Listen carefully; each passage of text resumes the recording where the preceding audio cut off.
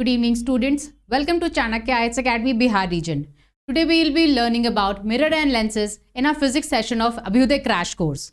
So let us start with the new chapter in the physics crash course. अब mirrors के बारे में या लेंसेज के बारे में बात करने से पहले हमने लास्ट सेशन में लाइट के टॉपिक को डिस्कस किया था. उससे रिलेटेड कुछ और चीज़ें हैं जो हमें अभी देखनी है. जैसे कि जब भी कोई लाइट से रिलेटेड फिनोमिनन होता है तो उसकी 3 पॉसिबिलिटीज़ हो सकती हैं. रिफ्लेक्शन हो सकता है, रिफ्रैक्शन हो सकता है और लाइट का एब्जॉर्प्शन हो सकता है. कैसे हो रहा है ये? क्योंकि लाइट ट्रैवल कर रही है तो जब वो किसी सरफेस पे आएगी तो या तो वो रिफ्लेक्ट करेगी, रिफ्रैक्ट करेगी या एब्जॉर्ब हो जाएगी. यहाँ हम जिस कॉन्टेक्स्ट में बात कर रहे हैं या लाइट के एब्जॉर्प्शन से रिलेटेड जो फिनोमिनन है या जो सर्फेसेस यूज होंगे उनके बारे में बात कर रहे हैं, जैसे कि हमारे मिरर्स और लेंसेज. तो मिरर्स में आपको पता है एक कोटिंग होती है. मिरर में एक कोटिंग होती है. किस तरह की कोटिंग होती है? कौन से एलिमेंट की? मर्करी की कोटिंग होती है. तो मर्करी की जो कोटिंग होती है वो क्या करती है? लाइट को, जो बीम ऑफ लाइट आ रही है उसको एब्जॉर्ब करती है और फिर उसको रिफ्लेक्ट करती है. और ये जो रिफ्लेक्शन होता है इसी के बेसिस पे हमारे मिरर्स को क्लासिफाई करते हैं. कितना तरह के क्लासिफिकेशन है? जैसे कॉन्वेक्स मिरर है, कॉनकेव मिरर है या प्लेन मिरर है. ठीक है, तो आइए देखते हैं मिरर्स के बारे में. इन सिंपल वर्ड्स अगर बात करें तो ये क्या है? एक smooth well polished reflecting surface होता है. इसमें हमने बताया है अभी कि इसमें कोटिंग होती है, वो मर्करी एलिमेंट की कोटिंग होती है जो लाइट को रिफ्लेक्ट करती है. ठीक है, जिससे हम अपने आप को क्लियरली मिरर में देख पाते हैं, विजिबली देख पाते हैं. ये प्लेन मिरर ही है जिसकी वजह से हम लोग यहाँ पे जो 2 टाइप्स हमने डिस्कस किया है, एक प्लेन मिरर है और एक स्फेरिकल मिरर. स्फेरिकल मिरर्स में कौन से हो जाते हैं? ये हमारे इसमें आ जाते हैं हमारे concave and convex mirrors. Okay, अब नेक्स्ट हम लोग देखें तो हम लोग प्लेन मिरर्स के बारे में डिस्कस करना शुरू करते हैं. तो प्लेन मिरर्स में मैंने बताया ये वैसे इमेजेस हैं जिनका एक फ्लैट रिफ्लेक्टिंग सरफेस होता है. जो भी रिफ्लेक्टिंग सरफेस है, एक पॉलिश सरफेस होगा, एक रिफ्लेक्टिंग सरफेस होगा, किसी भी मिरर का. तरह से अगर आप देखो तो ये साइड जो होता है ये पॉलिश्ड सरफेस होता है. ठीक है, ये मिरर का सरफेस है और ये वाला जो साइड है ये रिफ्लेक्टिंग सरफेस होगा. ओके, तो जो पॉलिश सरफेस और रिफ्लेक्टिंग सरफेस है, तो रिफ्लेक्टिंग सरफेस क्या है प्लेन मिरर का? इनका फ्लैट होता है, बिल्कुल फ्लैट. ठीक है, फ्लैट रिफ्लेक्टिंग सरफेस. तभी हम लोग अपने आप को किसी भी प्रॉपर मिरर में जैसे हम हैं एज इट इज वो देख पाते हैं. ठीक है, तो इसके अलग अलग तरह के इमेजेस भी फॉर्म होते हैं मिरर्स के. कैसे इमेजेस होते हैं? जैसे कि अगर देखें तो वर्चुअल इमेज बनता है. वर्चुअल ऐसा जो रियल नहीं है, जो रियल लाइफ में इमेजेस बन रही हैं, जो एक्चुअल इमेज फॉर्म हो रहा है, इंटरसेक्शन ऑफ लाइट हो रहा है. एग्जैक्टली अगर बात करें तो इंटरसेक्शन ऑफ लाइट जो हो रहा है वो रियल इमेज में वो रियल हो सकता है या अनरियल हो सकता है या वर्चुअल हो सकता है. तो प्लेन मिरर में जो इंटरसेक्शन ऑफ लाइट है वो क्या है? वो इमेजिनरी हो रहा है. ठीक है, वो इमेजिनरी है एंड दैट इज वाई इसमें वर्चुअल इमेज फॉर्म होता है. ठीक है, इसीलिए इस तरह के इमेजेस को हम लोग इमेजिनरी और अनरियल इमेज भी कहते हैं. ओके, साइज की बात करें तो इसका इमेज एग्जैक्टली वही होगा जो आपके ऑब्जेक्ट का साइज है. हम अपने आप को जिस तरह से मिरर में देख रहे हैं, आपको एज इट इज उसी साइज से, उसी मेजरमेंट में जो भी ऑब्जेक्ट है वो वैसा का वैसा ही दिखता है प्लेन मिरर में. ठीक है, और डिस्टेंस की अगर बात करें तो जितने डिस्टेंस पे आप इस साइड किसी और मिरर के इस साइड मिरर से जितने डिस्टेंस पे वो ऑब्जेक्ट है उसका इमेज भी उतने ही डिस्टेंस पे मिरर में क्रिएट होगा एज इट इज. ठीक है, डिस्टेंस भी सेम रहेगा. और क्या है? इमेज लैटरली इन्वर्टेड होंगी. लैटरली इन्वर्टेड का मतलब कि अगर आप मिरर के सामने खड़े हो, अगर आपने अपना लेफ्ट हैंड रेस किया हुआ है तो मिरर में वो लैटरली इन्वर्ट होकर आपको राइट हैंड शो करेगा. एग्जैक्टली इन्वर्ट हो जाता है और अपोजिट होता है. किस केस में? प्लेन मिरर के केस में. ठीक है, अंडरस्टूड. नेक्स्ट है हमारे स्फेरिकल मिरर्स. स्फेरिकल मिरर्स कैसे? ये वैसे है जो किसी भी स्फेरिकल सरफेस के कटआउट पीसेस होते हैं. जो पीस कटआउट होते हैं स्फेरिकल सरफेस पे, जैसे हमारे कॉनकेव और कॉन्वेक्स मिरर. कॉनकेव मिरर कैसा होता है? इस तरह का होता है. और कॉन्वेक्स कैसा होता है? ये क्या है, स्फेरिकल ऑब्जेक्ट के या स्फेरिकल सरफेस के कट आउट पीसेस है मिरर्स के फॉर्म में, ठीक है। कॉनकेव मिरर की अगर हम लोग बात करें तो इनमें इनवर्ड्स कर्व्ड रिफ्लेक्टिंग सरफेस होते हैं। कैसे हमने देखा था ना, इनवर्ड्स कर्व्ड रिफ्लेक्टिंग सरफेस होता है, ठीक है। तो इनवर्ड्स कर्व्ड रिफ्लेक्टिंग सरफेस है, तो ये क्या करता है, लाइट को कन्वर्ज करता है, डाइवर्ज करता है, लाइट को कन्वर्ज करता है, सारे लाइट्स को कन्वर्ज करता है और एक मैग्नीफाइड इमेज दिखाता है, ठीक है। और ना कि सिर्फ ये इमेज को बड़ा करके दिखाएगा, इसमें बहुत सारे वेरिएशंस भी होंगे आपके ऑब्जेक्ट के साइज के अकॉर्डिंग, ये कभी छोटा कभी बड़ा इमेज भी दिखाता है, तो ठीक है, इसमें वेरिएशंस भी, मतलब size of the object and size of the image also varies. और इसीलिए ये जो मैग्नीफाइंग प्रॉपर्टी है इसकी, वो इस किसी भी कॉनकेव मिरर के जो इमेजेस फॉर्म करते हैं वो उसको वर्चुअल, इरेक्ट और मैग्नीफाइड इमेज बना के देती है। ये VEM का सिनोनिम आप याद रखेंगे कॉनकेव के लिए, वर्चुअल, इरेक्ट और मैग्नीफाइंग इमेज बना के देती है। और ये कहाँ कहाँ यूज होता है, इसके अलग अलग एप्लीकेशंस अगर हम लोग रियल लाइफ में देखें तो डेंटिस्ट के पास, डेंटिस्ट कॉनकेव मिरर यूज करते हैं। क्यों? किसी भी पेशेंट के टीथ के बड़े इमेजेस को देखने के लिए, तभी तो वो उस पर ऑपरेट कर पाएगा, तो डेंटिस्ट उसको यूज करते हैं। फिर concave mirror as a reflector भी यूज किए जाते हैं, जैसे कि हमारे सर्च लाइट में, टॉर्च लाइट में, व्हीकल्स की हेडलाइट्स में कौन से मिरर्स होते हैं, कॉनकेव मिरर होते हैं, ओके। एंड आपके क्लोजअप इमेजेस के लिए, पार्लर्स वगैरह में या शेविंग वगैरह के लिए या ब्यूटिफिकेशन के लिए जो मिरर्स यूज किए जाते हैं वो भी हमारे कॉनकेव मिरर्स होते हैं। क्लियर है? नेक्स्ट हम लोग देखते हैं कॉन्वेक्स मिरर। अब कॉन्वेक्स मिरर में क्या है, इसमें आउटवर्ड कर्व्ड रिफ्लेक्टिंग सरफेस होता है, इस तरह से, है ना, आउटवर्ड कर्व्ड रिफ्लेक्टिंग सरफेस है। तो ये क्या है, ये रियर व्यू साइड देता है मिरर्स का। रियर व्यू मतलब एक वाइड फील्ड व्यू, ठीक है, बड़े एरिया को का वाइड फील्ड व्यू देता है।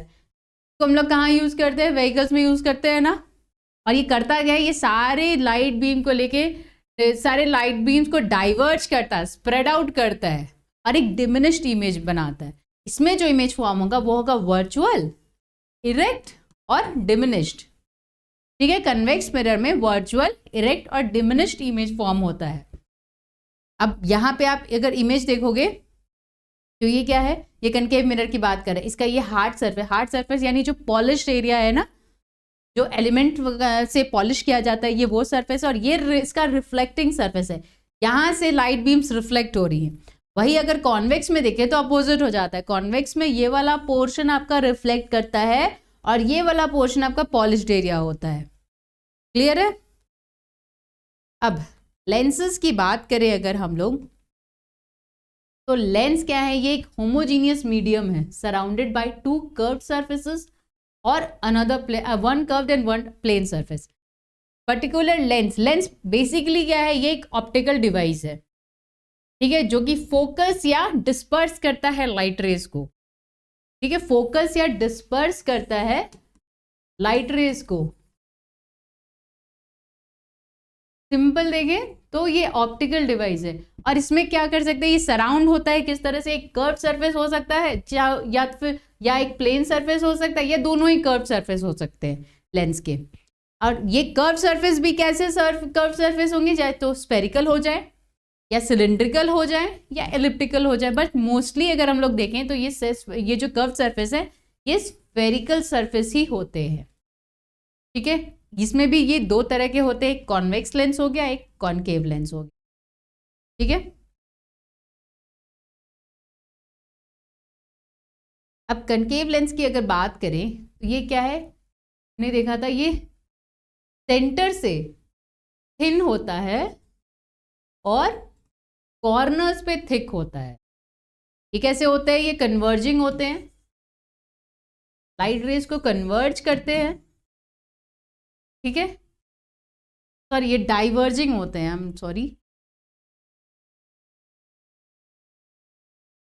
ये डाइवर्जिंग लेंसेज होते हैं और जो लाइट रेज को डाइवर्ज करते हैं, लेंस की बात कर रहे हैं हम लोग यहाँ पे, पैरेलल लाइट रेज जो होता है डाइवर्ज करते हैं। फिर यहाँ पे एक इंपॉर्टेंट कॉन्सेप्ट आता है फोकल लेंथ का। अब फोकल लेंथ क्या है कि how how strongly a particular lens converges और डाइवर्जेस द लाइट रेज, कितनी इंटेंसिटी से, कितनी स्ट्रांगली कोई भी लेंस कन्वर्ज कर रहा है या डाइवर्ज कर रहा है, लाइट रेज को स्प्रेड आउट कर रहा है या एक पॉइंट पे आके उसको रोक दे रहा है या उसमें मिक्स्ड हो जा रहा है। वो जो इंटेंसिटी या मेजरमेंट होता है, वो जो लेंथ होती है, वो जो स्ट्रेंथ होती है किसी भी लेंस की, उसको हम लोग कहते हैं फोकल लेंथ। तो कॉनकेव लेंस की अगर बात करें तो कॉनकेव लेंस में फोकल लेंथ हमारा नेगेटिव आता है, ठीक है, क्योंकि ये डाइवर्ज कर रहा है ना, क्योंकि ये डाइवर्ज कर रहा है तो ये इसमें फोकल लेंथ नेगेटिव आएगा।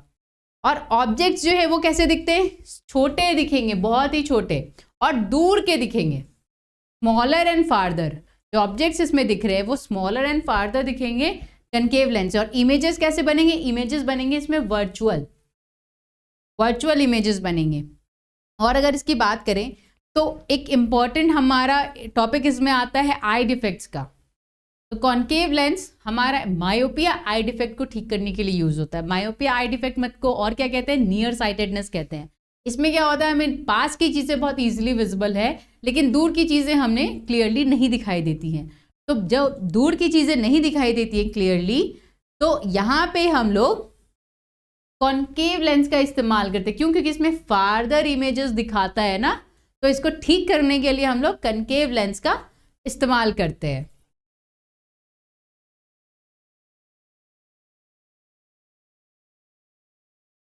अब कन्वेक्स की अगर हम लोग बात करें तो ये thick in the centre and thin at the corner होते हैं, तरह से, ठीक है। ये कन्वर्जिंग लेंस होते हैं, लाइट रेज को एक जगह आके कन्वर्ज करते हैं, ठीक है, जो पैरेलल लाइट रेज होते हैं। और इनका फोकल लेंथ कि कितनी इंटेंसिटी से ये लाइट को कन्वर्ज कर रहा है वो पॉजिटिव होगा। ऑब्जेक्ट कैसा फॉर्म होता है, क्लोजर फॉर्म होता है, लार्जर फॉर्म होता है। और इमेज कैसा बनता है, रियल एंड इन्वर्टेड बनता है। ऑब्जेक्ट बड़ा दिखेगा और पास दिखता है, ठीक है, इमेज इसका रियल एंड इन्वर्टेड इमेज बनता है। और कॉन्वेक्स लेंस के इसी प्रॉपर्टी की वजह से हम लोग इसको हाइपरमेट्रोपिया या फार साइटेडनेस को ठीक करने के लिए यूज करते हैं। हाइपरमेट्रोपिया में क्या होता है कि आपको पास की ऑब्जेक्ट्स क्लियरली नहीं दिखती हैं लेकिन आपको डिस्टेंट ऑब्जेक्ट्स जो हैं वो बहुत साफ साफ दिखती हैं। तो पास की ऑब्जेक्ट क्लियरली देखने के लिए हम लोग कॉन्वेक्स लेंस का इस्तेमाल करेंगे, क्योंकि ये क्लोजर और लार्जर दिखाता है ऑब्जेक्ट को, जो कि हाइपरमेट्रोपिया को रिजॉल्व कर सकता है। Now scattering of light is another phenomenon related to concept of light. हमने रिफ्लेक्शन, रिफ्रैक्शन, अलग अलग तरह के मिक्स्ड रिफ्लेक्शन और रिफ्लैक्शन के अलग अलग एग्जाम्पल्स वगैरह भी देखे थे। स्कैटरिंग ऑफ लाइट यहाँ पे इंपॉर्टेंट इसलिए है क्योंकि ये जो फिनोमिनन है इसमें बीम ऑफ लाइट्स रीडायरेक्ट हो रही हैं particle of matters in atmosphere. इसके इलस्ट्रेशन इंपॉर्टेंट है, क्यों, क्योंकि बीपीएससी के प्रीवियस से क्वेश्चंस अगर आप देखें उठा के, या जो भी हमारा इंपॉर्टेंट क्वेश्चंस बनता है बीपीएससी के, उसके लिए इसके एग्जाम्पल्स बहुत इंपॉर्टेंट होते हैं। ये जो इलस्ट्रेशंस हैं एटमोस्फेयर में, ये हमारा ज्योग्राफी इन्वायरमेंट का भी कॉन्सेप्ट आ जाता है इसमें। तो ये जो इलस्ट्रेशन है ये एमसीक्यू हो या कोई मेंस का क्वेश्चन हो, उसके पर्सपेक्टिव से ये इंपॉर्टेंट हो जाता है क्योंकि आपको इलस्ट्रेट करना पड़ता है एटमॉस्फेरिक फिनोमिनन इससे रिलेटेड, ठीक है, लाइट की और स्कैटरिंग की जब हम लोग बात करते हैं। स्कैटरिंग में सिंपल क्या होता है कि कोई भी बीम ऑफ लाइट है वो जब एब्जॉर्ब हो रही है एटमॉस्फेयर के किसी भी दूसरे तरह के मैटर्स के साथ, तो वो जो पार्टिकल्स हैं वो एब्जॉर्ब करके रिफ्लेक्ट हो रहे हैं। और ये एब्जॉर्प्शन किसके थ्रू हो रहा है, एटमॉस्फेयर में अलग अलग पार्टिकल्स की, जैसे कि हमारे डस्ट पार्टिकल्स हो गए, फिर वाटर मॉलिक्यूल्स हो सकते हैं, ठीक है, और क्या हो सकते हैं, कोई गैशियस पार्टिकल्स हो सकते हैं। तो ये सब जो पार्टिकल्स है ना, ये क्या करते हैं, scattering of light of phenomenon में जो ये जो पार्टिकल्स ऑफ मैटर है जो डायरेक्ट करते हैं इंटरैक्शन के, इस इंटरैक्शन के बाद रीडायरेक्ट कर रहे हैं लाइट रेज को, ये यहाँ पे रोल प्ले करते हैं। तो scattering occurs when a particle of light is fully absorbed and emitted, ठीक है। Light particles in atmospheric particles से के थ्रू एब्जॉर्ब हो जाते हैं और फिर उसको रिफ्लेक्ट करते हैं और एमिट होते, एब्जॉर्ब करते हैं और फिर एमिट होते हैं। ठीक है, यहाँ पे इंपॉर्टेंट चीज़ नोट करने वाली बात यह है कि लाइट का जितना शॉर्टर वेवलेंथ होगा उसमें उतनी ज़्यादा स्कैटरिंग होगी, उतना ज़्यादा एब्जॉर्प्शन होगा, उतना ज़्यादा स्कैटरिंग होगा। जितना ज़्यादा वेवलेंथ होगा उतनी कम एब्जॉर्प्शन और उतना कम स्कैटरिंग होगा। ठीक है, इलस्ट्रेशंस की अगर बात करें स्कैटरिंग की, तो colour of sky appears blue due to scattering of light. Sky के जो कलर है वो हमें ब्लू क्यों दिखता है? स्कैटरिंग ऑफ लाइट के फिनोमिनन की वजह से। ठीक है, यहाँ पे आप देखिए, ये लाइट रेज हमारे सन से है, आ रही है, ये क्लाउड का सरफेस है, यहाँ पे एब्जॉर्प्शन हो रहा है पार्टिकल्स का और ये रिफ्लेक्ट बैक कर रही है, तो व्हाइट लाइट वापस रिफ्लेक्ट बैक कर रही है। देख रहे हो आप, व्हाइट लाइट जो है ये वापस रिफ्लेक्ट बैक कर रही है एब्जॉर्प्शन के बाद से। अब और कुछ इलस्ट्रेशन, जैसे कि हमारे सनराइज और सनसेट के टाइम हमारा सन बिल्कुल रेड, एकदम ऑरेंजिश रेड कलर दिखता है, वो फिनोमिनन भी स्कैटरिंग ऑफ लाइट की वजह से होता है। फिर आप देखो फॉगी डेज में जब आप ड्राइव करते हो व्हीकल, तो वहाँ पे जो हेडलाइट्स है वो वाइट नहीं orange type of light emit करती है। क्यों? क्योंकि ऑरेंज कलर का जो वेवलेंथ है वो ज़्यादा है। अगर ये वाइट होता तो वाइट में लाइट वहाँ पे रिफ्लेक्ट कर रही होती तो आप ड्राइव नहीं कर पाते, वो एक्सीडेंट प्रोन हो जाता, आपको पता ही नहीं चलता कि वहाँ पे वाटर ड्रॉपलेट्स है, ये क्या है, ये वाइट लाइट रिफ्लेक्ट करके जा कहाँ रही है। इसीलिए उस टाइम हेडलाइट्स में ऑरेंज लाइट यूज़ किया जाता है, क्योंकि उसका वेवलेंथ ज़्यादा है और वो ज़्यादा रिफ्लेक्ट नहीं कर पाएगी, तो आपको रास्ता साफ दिखेगा। क्लियर है? तो ये कुछ इलस्ट्रेशंस थे हमारे स्कैटरिंग ऑफ लाइट के। आगे देखते हैं, इनको ध्यान रखिएगा क्योंकि बीपीएससी इस तरह के इलस्ट्रेशन से क्वेश्चंस हमेशा बनाती है। कुछ एमसीक्यूज अगर हम लोग देखें यहाँ पे, जैसे सी सीम्स ब्लू ड्यू टू, अब सी का कलर ब्लू है ये सबको पता है, पर उसका रीजन क्या है, उसका बैकग्राउंड क्या है उसके ब्लू कलर होने का? Excess deepness? Obviously not. Just because sea deep है तो इसका मतलब ये नहीं है कि उसका कलर ब्लू हो जाएगा। Reflection of sky and scattering of light by the drops of water, this is the real reason. अगर यहाँ पे बात करें तो sea looks blue due to reflection of sky, sky से रिफ्लेक्ट कर रहा है कलर, और स्कैटरिंग ऑफ लाइट हो रही है वाटर ड्रॉपलेट्स की। तो इसकी वजह से जो लाइट स्कैटर्ड है इट पासेस थ्रू एयर और water, and since blue light has a short wavelength, main reason ये है, रिफ्लेक्शन और स्कैटरिंग तो हो रही है लेकिन ब्लू लाइट का वेवलेंथ शॉर्ट है, इसीलिए ये बहुत इजीली से स्कैटर कर रहा है और कलर ब्लू शो करता है। Okay, rest of the option obviously blue, पानी का कलर ब्लू है डजंट मीन कि वो पूरे सी को ब्लू करेगा, obviously it has no colour. upper layer of water, no, this is also not the right answer. Now sun is visible to us a few minutes before the actual sunrise because of sunrise या sunset होने, actual sunrise या actual sunset होने के कुछ समय पहले और कुछ समय बाद भी हमें सन दिखाई देता है या उसकी लाइट दिखती है। क्यों? का रीजन क्या है? हमने प्रीवियस सेशन में देखा था ये इलस्ट्रेशन, रिफ्रैक्शन ऑफ लाइट की वजह से। ये ऐसा क्यों होता है? रिफ्रैक्शन ऑफ लाइट की वजह से the sun is visible few minutes before sunrise and after sunrise. ठीक है, नाउ एक और क्वेश्चन अगर हम लोग देखें, the mirror used by a dentist to examine the teeth of patient. अभी हमने देखा था कौन सा मिरर था? कॉनकेव मिरर यूज करते हैं ना, क्यों? मैग्नीफाइंग इमेजेस दिखाने के लिए।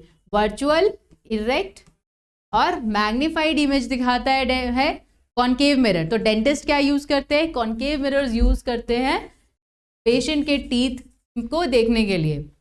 Use by dentist because at a short range, यानी कि object distance less than the focal length, they produce magnified upright images and it is useful to have a magnified image of a tooth when we are looking for. Dentist क्या कर रहे हैं? They are repairing our cavities, cracks और other abnormalities in the teeth. तो छोटे छोटे हैं हमारे कैविटीज और एबनॉर्मलिटीज जो भी टीथ में है, तो उनको बड़ा करके देखेंगे तभी तो वो उन पे ऑपरेट कर पाएंगे छोटे छोटे टूल से।